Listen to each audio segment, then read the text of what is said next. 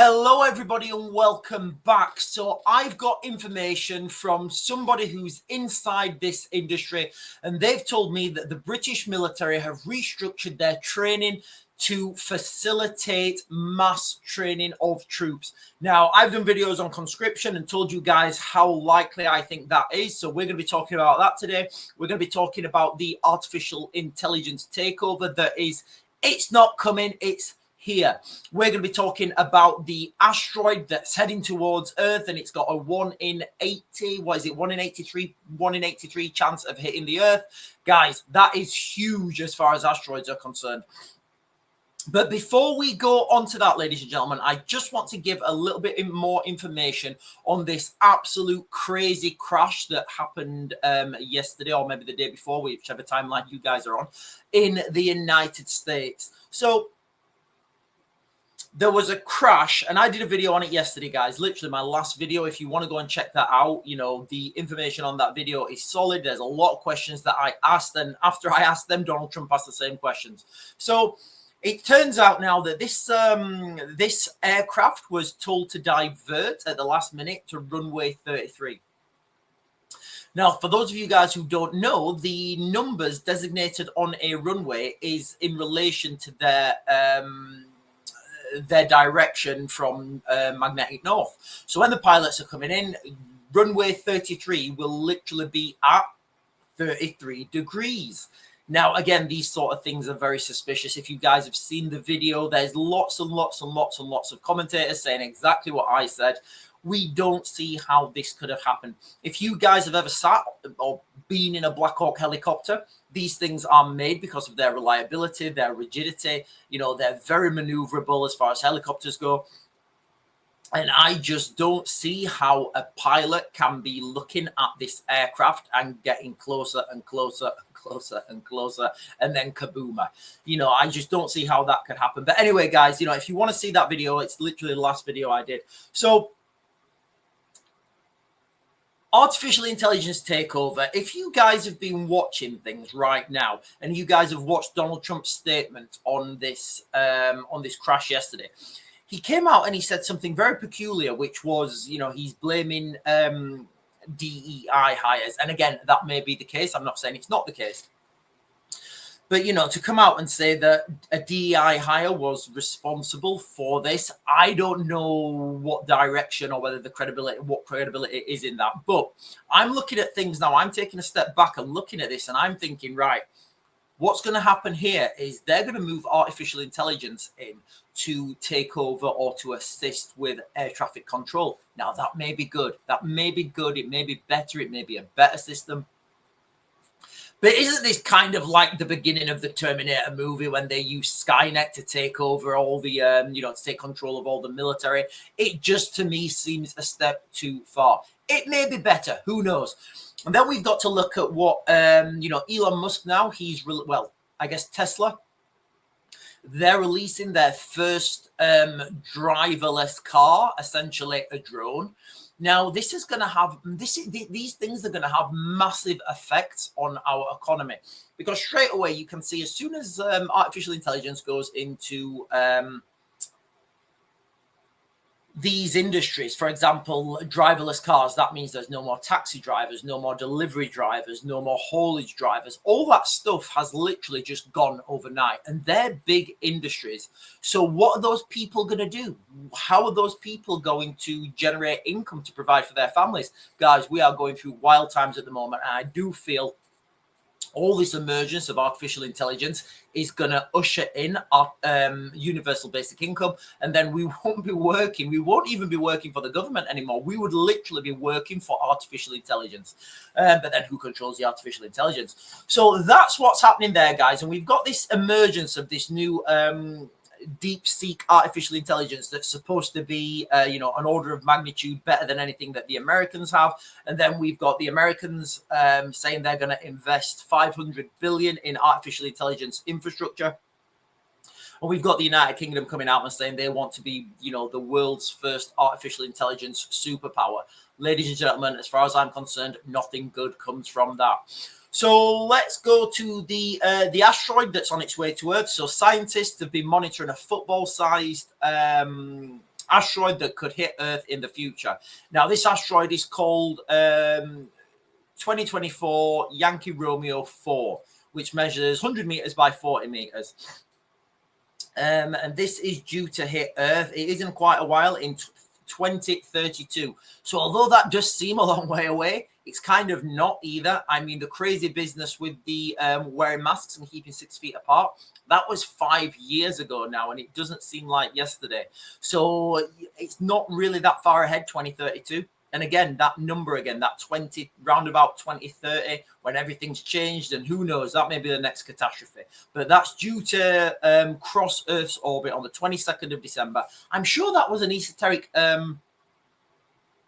wasn't it in 2012 when that was supposed to happen, when the Earth was in 2012 on December the 22nd, or it might be December, I think it was December the 21st on 2012. So I guess 20 years after that, who knows, ladies and gentlemen. So we've got the asteroid coming, we've got the artificial intelligence takeover, and we've got very strange things happening in the United States with this crash.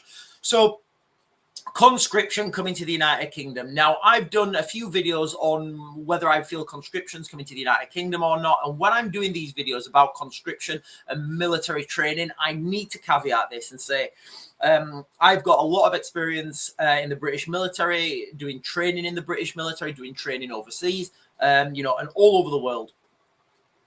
Now, I spoke to a friend whose son's going through training at the moment, at the going through infantry training. Now, he was telling me that the way that the infantry are training their soldiers has totally changed now. The old system where it used to be, for example, I joined the parachute regiment. Well, I joined the parachute regiment training, the training battalion or training regiment if I forgot now, in 1999. Wow, that seems wild saying 1990. So I joined in 99. I went straight to a platoon that was run by serving parachute regiment non-commissioned officers. Everybody in my platoon was a potential paratrooper, and we got trained through that basic training, all done in-house by parachute regiment. And that was the same for the Guards, for the Gurkhas, etc. Now, what they've done now, the military, as from what I'm being told, because there is absolutely nothing, ladies and gentlemen, on mainstream media. There's nothing in the, there's literally no media I can find about this. This is literally what I'm being told from a reliable source, whose son is literally going through this at the moment.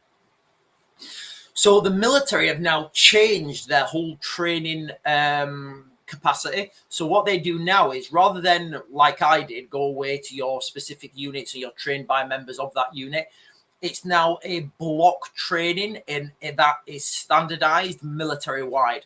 Now, I said to my friend, I said, why do you think that is? He said, oh, it's probably to save money. And what I said to him is, absolutely not. That's because I believe the military are gearing themselves up. They're restructuring themselves to be able to train people en masse. Now, when we're talking about conscription, I still don't think that's coming yet, but we are moving. The military has 100% now, moved into a phase where they can train mass amounts of soldiers. Give them a 6-week crash course, maybe a 12-week, a 10-week course, whatever, give them that the basic military training or basic infantryman's course, and then ship those guys out. That's how they have structured like that now. That's the way they've structured. Before any talks of conscription, ladies and gentlemen, I believe there has to be a mass recruitment drive. Now, I'm not really seeing a mass recruitment drive for the military yet, but what I can tell you from what I'm hearing from sources on inside this industry and with inside information, that the British military have restructured themselves so they can recruit and they can train mass amounts of soldiers now on a mass scale, and then potentially ship them out to, you guys pick the hotspots, and if you've been following my channel and this channel, I've said long ago that the United Kingdom will lead in Europe by 2025. Well, guess what? It's 2025 and Britain signed, and it is. And maybe it's, I don't know, but maybe for me, it's kind of just the tick in the box when Keir Starmer went out to Ukraine and he signed the 100-year deal. And again, I still don't know what this means. I've read on the website, but it's a lot of words. Doesn't really mean much to me. But there is a 100-year partnership now with Ukraine. So that kind of, for me, that is cementing Britain as the leading role in Ukraine. And I know what you guys are saying, and I get it. Britain's not big enough. We can't even do this. We can't even do that. We can't even do this. All those things are true. But to be the leading role, you don't need to do all those things. To be the leading role, you need the strike capacity, because you always lead from the front. So if you're at the front because you have the strike capacity, it makes sense that you take the leading role. Because when, for example, if total hypothetical now, if the British, if 16 Air Assault, for example, which is Britain's high readiness unit, pushes forward and takes back a city, takes back a town, pushes the Russians out of a said location, they will be at the front because they've just done it. If you're at the front, you can see what's going on. You have the battle analysis. You understand the dynamics.